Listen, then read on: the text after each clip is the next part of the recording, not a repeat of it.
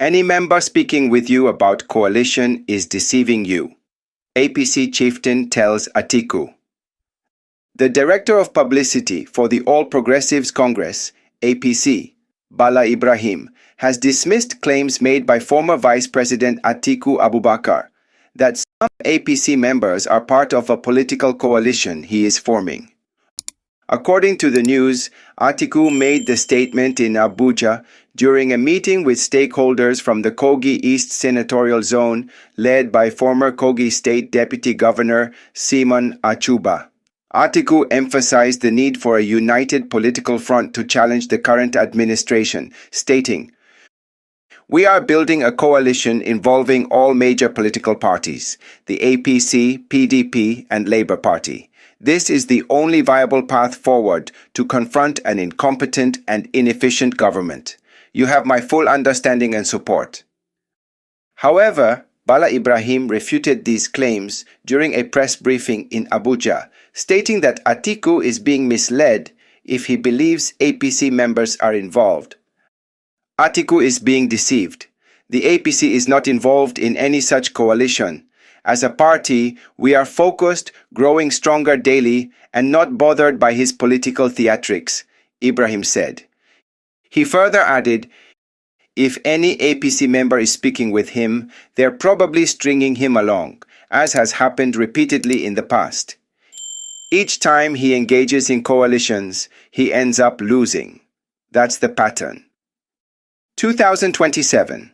Atiku unveils APC, PDP, LP coalition to block Tinubu's second-term bid. In a strategic political maneuver ahead of the 2027 elections, former Vice President Atiku Abubakar has unveiled plans to form a grand coalition aimed at unseating President Bola Tinubu. The alliance seeks to unite Nigeria's three major political forces: the All Progressives Congress, APC, the People's Democratic Party, PDP, and the Labour Party, LP. Speaking in Abuja to a delegation from Kogi East, led by former Deputy Governor Simon Achuba, Atiku criticized Tinubu's government, labeling it as incompetent and inefficient. He stressed the urgent need for a united political front to rescue Nigeria from poor leadership. Addressing the nation's worsening security crisis, Atiku recalled his time as vice president when Boko Haram first emerged. He highlighted how decisive leadership then quickly subdued the insurgency, contrasting it with what he described as the Tinubu administration's lack of political will to tackle Nigeria's current insecurity. Atiku didn't hold back. He questioned how leaders can remain unmoved while citizens are slaughtered, calling such indifference the height of irresponsibility. He blamed the present administration for failing to safeguard lives and property, urging immediate and bold action. To bridge Nigeria's security manpower gap, Atiku proposed recruiting unemployed graduates into the police force, suggesting this as a win-win solution for tackling both unemployment and under-policing. Reaffirming his coalition plans, Atiku declared, "This is the only viable path forward to confront an incompetent and inefficient government. You have my full understanding and support." Simon Achuba echoed these concerns, condemning the federal government's failure to address rising violence, kidnappings, and community destruction in the north. He called on northern leaders to take proactive steps in uniting their people and filling the leadership gap left by the government's inaction. As the 2027 elections approach, this coalition could redefine Nigeria's political landscape. Giving Weke PDP presidential ticket is the right thing, Fred Fish, a leading figure in the People's Democratic Party, PDP, and chairman of the PDP Advocates for Peace and Justice, Tom Fredfish, has sparked new debate within the party. Speaking at a media briefing in Uyo, Akwa Ibom State, Fredfish emphasized that Weke is the only strong and credible option capable of restoring unity and securing victory for the PDP. He insisted that resolving internal party crises hinges on giving Wike the ticket, in line with the PDP's long-standing zoning principles. Fred Fish dismissed the party's recent reconciliation efforts, labeling them a waste of time, and posed a critical question. What and who are they going to reconcile without first addressing the zoning of the presidency to the South-South? According to him, the PDP's current leadership is weak and fragmented, while Wike remains the only figure with the financial muscle, political reach, and judicial influence to revive the party's fortunes. He described Wike as the soul of the PDP, warning that without him, the party's survival is at risk. Fred Fish also highlighted Wike's influence within the APC, suggesting that his candidacy could attract defections back to the PDP and weaken President Tinubu's hold on power. However, he did not spare Wike from criticism, accusing him of playing a double game, serving under Tinubu while contributing to the PDP's internal troubles. He concluded with a challenge, stating, "Giving Wike the PDP presidential ticket is the right thing. Nigerians will finally see if he's ready to resign as FCT minister and face his ambition, or if he'll keep serving Tinubu while destroying the very party that made him who he is." Ex-Atiku campaign coordinator dumps PDP, declares support for Tinubu ahead of 2027. A major defection has hit the People's Democratic Party as Angu Orangu, former North Central coordinator of Atiku Abubakar's presidential campaign, has dumped the PDP and pledged his full support for President Bola Ahmed Tinubu. Speaking to newsmen on Thursday, Orangu praised Tinubu's administration for embarking on bold economic and institutional reforms. He described the president's actions as painful but necessary steps towards rebuilding Nigeria's economy and governance structure. President Tinubu is not grandstanding.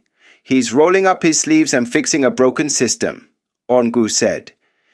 He highlighted the removal of fuel subsidy as a landmark achievement, calling it one of the bravest decisions taken by any Nigerian leader.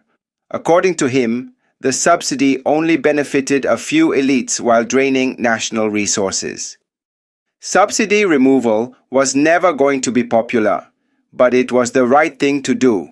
It takes real courage to dismantle such entrenched systems of waste, he noted.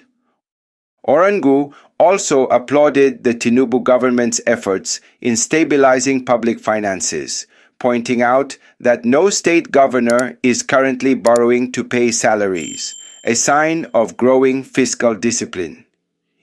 In a direct swipe at his former principal, Atiku Abubakar, Orangu urged the ex-vice president to retire from active politics and stop what he termed juvenile activism.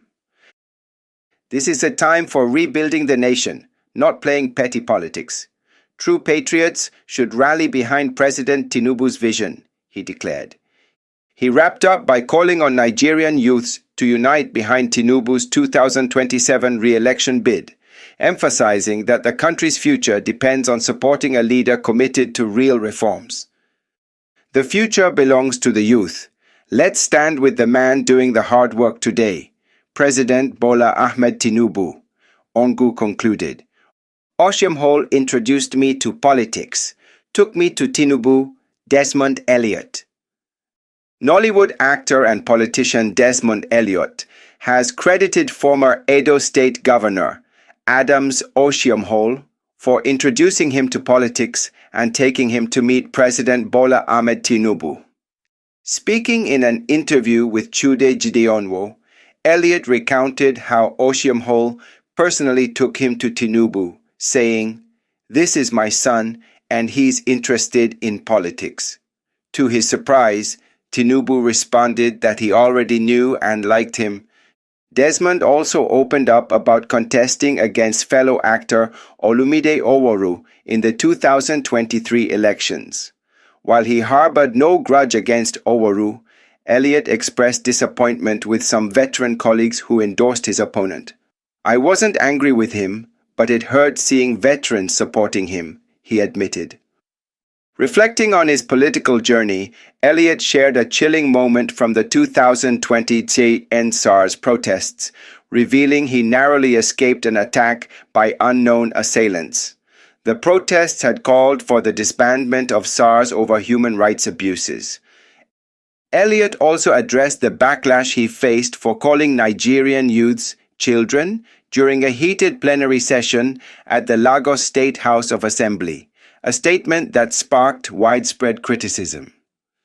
Despite the controversies, Desmond Elliott remains a key figure in both the entertainment industry and Nigerian politics. Trump says he will meet with Putin as soon as we can set it up to end Russia-Ukraine war. U.S. President Donald Trump has confirmed plans to meet Russian President Vladimir Putin in a renewed effort to end the Russia-Ukraine war. Trump says there will be no resolution until he meets with Putin. Nothing's going to happen until Putin and I get together, okay? And obviously he wasn't going to go. He was going to go, but he thought I was going to go. He wasn't going if I wasn't there. And I don't believe anything's going to happen, whether you like it or not, until he and I get together. But we're going to have to get it solved because too many people are dying. Speaking during his Gulf tour in the United Arab Emirates, Trump said the meeting will happen as soon as we can set it up, stressing the urgent need to bring the conflict to a close. He revealed that Putin's absence from this week's Istanbul peace talks was because Trump himself wasn't attending. According to Trump, they said Putin was going, Zelensky was going, but when I didn't go, Putin didn't either. I understand that. Despite his diplomatic agenda, Trump mentioned he will first return to the U.S. to meet his newborn grandson before proceeding with negotiations. However, he emphasized the importance of ending the war soon, declaring, "It's time for us to do it." The U.S. president also addressed the worsening humanitarian crisis in Gaza, promising swift intervention. "We're going to take care of Gaza. People are starving and bad things are happening," he said.